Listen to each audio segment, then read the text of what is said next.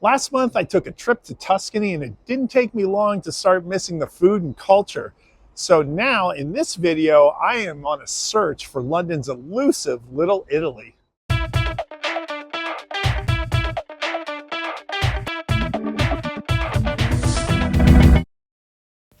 As an American, I've been accustomed to visiting traditional Italian neighborhoods in cities like New York, Boston, and San Francisco. So it stands to reason that in a big international city like London, I should be able to find a nice Italian neighborhood with shops, markets, and restaurants. Not spaghetti house. Although I found a lot of Italian restaurants I really enjoy in the suburbs, like My Tortellini here in West Hampstead, I have not found that classic Italian neighborhood in London. So today I'm going to go see if it actually does exist. But I feel I must start by clearing something up. I'm at Leicester Square. This place is the bane of my existence. And if you go down Irving Street, you're going to see a line of Italian restaurants, maybe get fooled into thinking that is the Italian section of London. It is not. These are highly overpriced tourist trap restaurants. Do not go there. But Irving Street does bring something to light for me. If they created a fake Little Italy, then the real one either doesn't exist or is very well hidden. So I did my research and got my answer, and the story turned out to be pretty interesting. As it turns out, there is a Little Italy in London. Sadly, though, few traces remain from its heyday. But there are a lot of cool things to see over there, so we're going to hop on the train and check it out. I'm here at Farringdon Station. It's just a short 5-minute walk to Clerkenwell Road, which is where I'll find my destination. I'm clearly not there yet. There's nothing Italian about Papa John's. I think I'm here now. The first clue that I'm in the right place is my arrival here at St. Peter's Church. I wasn't really sure what I was in for, but I should have gotten a hint from the amazing entryway. And when I went inside, I was floored by how stunning this church was. Since moving to Europe, I've been to a lot of churches and cathedrals in different countries, and I haven't seen one so bright, so ornate, and so colorful. At first, Londoners felt it was too much of a concession to allow Catholics to build the church, but in spite of the resistance, it was opened in 1863. St. Peter's was the first Italian church outside of Italy, and it was the UK's largest Catholic church until Westminster Cathedral was built in 1903. Every July, St. Peter's hosts the Procession of Our Lady of Carmel. That's another sure sign that Clerkenwell lays claim to London's Little Italy. A festival like this is very typical of a big city Italian neighborhood. Another telltale sign that you have found London's Little Italy is when you come upon the Casa Italiana Vincenzo Pelotti. Look at this place. It screams Italian. In fact, its Facebook page calls it a meeting place for Italians in London since 1960. The club has managed to survive the gentrification of the Italian neighborhood that's led to it being so scaled down.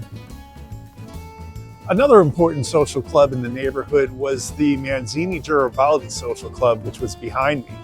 You can see Manzini's plaque on the building.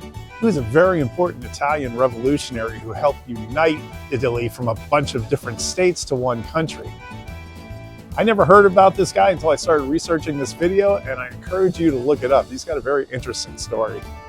These clubs built an important sense of community for the working class Italians of the neighborhood. In the early 1800s, the Napoleonic Wars forced a large number of Italians into exile. Many settled here in London where their skills were in demand. By the late 1800s, more Italian immigrants came and settled in Clerkenwell because of the affordable housing here. Thriving community with schools, pubs, groceries, restaurants, even an Italian hospital developed. You can still see remnants of it here on Lamb's Conduit Road, way down in Holborn. But a perfect storm of politics, anti-Italian sentiment, and poorly defined borders resulted in the area not being very well policed. That gave rise to the reign of gangster Darby Sabini, who is the protector and enforcer of Little Italy. You might remember the fictional portrayal of Sabini in Peaky Blinders. But let's take a little food break before we finish the history of London's Little Italy. If you watched my Kensington video, you know that Ciro's Pomodoro is my favorite pizza in London. But I hear La Cassetta is quite good, and it is here in the Italian neighborhood, so I'm going to go check it out and tell you what I think. Now this is exactly what I expected to see in an Italian pizza joint. Brick, wine, posters, a rose in a vase on a red checkered tablecloth. Simply classic. Being the carnivore that I am, I'm going to get the 3-meat Maialona pizza. Well, it certainly looks good. And I can just feel the crust as I pick it up. Very, very soft.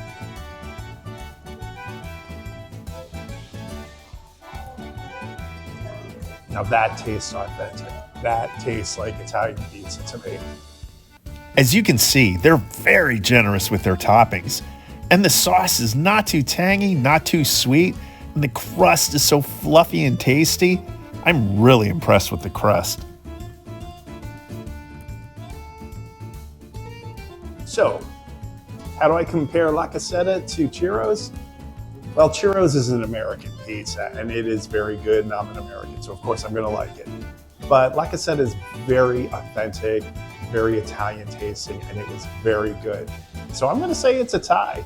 I've got my go-to place in Kensington, and now I have my go-to place in the east part of London. Yeah, that was as good as they said it was. But back to the history of this once thriving Italian neighborhood. So what was it that made everything change here? Well, the Italians had to go and declare war on the UK in July of 1940. Citizens from Italian neighborhoods across London were deemed security threats, rounded up, and put in internment camps. After the war, the area was gentrified, and the second and third generation Italians who lived here found themselves relocating to other parts of London. And that explains the Italian restaurants scattered about the city as the post-war Clerkenwell immigrants integrated into different areas. So now where there's large Italian populations in Camden, Islington, and Westminster, there's mere crumbs left in Clerkenwell of the Italian neighborhood. Speaking of crumbs, that's about all that's left of my pizza too. Let's make a visit to probably the most popular of those crumbs. This is El Tironi & Sons, the area's last surviving Italian grocery. You'll find all the authentic Italian products that you probably can't find in your grocery, plus all the cheeses, meats, and desserts that make this place so incredibly popular. Whether you're getting lunch, a snack, or just a coffee, you'll be surrounded by tons of locals who swear by this place.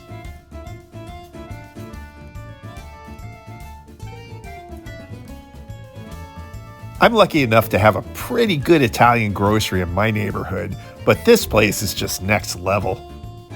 Now I expected you'd still be able to find a lot of good food around here, but El Tironi & Sons really didn't let me down. Honestly, this market alone was worth the trip over here. The last place we're going to visit is Fidelio. It's a cocktail bar and restaurant that's got a really nice bright interior. What can I get you? I want you to make me an Aperol Spritz like the one I get in Tuscany. Thank you.